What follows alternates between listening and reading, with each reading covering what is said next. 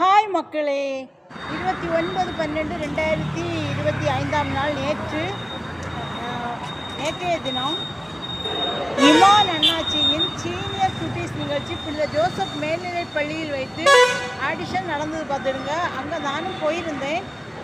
அப்புறமா திருக்கோபுரத்திலிருந்து மார்த்தாண்டத்துக்கு பஸ் ஏறி வந்து பார்த்துருங்க.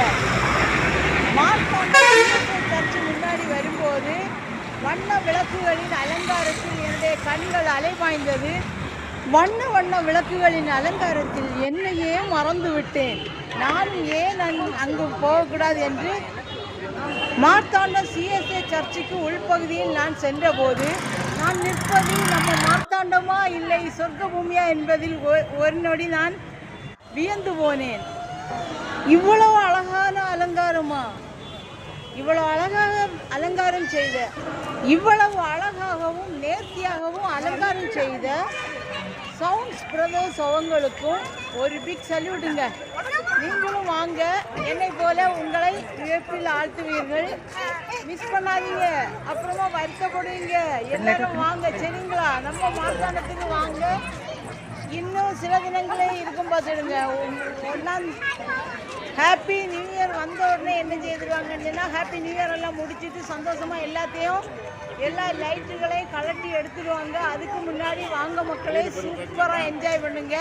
ஒரு திருவிழா தோட்டம் போலையும் திருவிழா கடல் போலவும் அப்படி ஒரு அலங்காரம் அடிப்பொலியாக இருந்து பார்த்துடுங்க. எல்லாரும் வாங்க, சரிங்களா?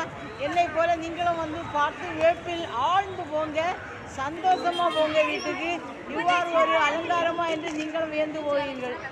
வாங்க எல்லாரும், சரிங்களா?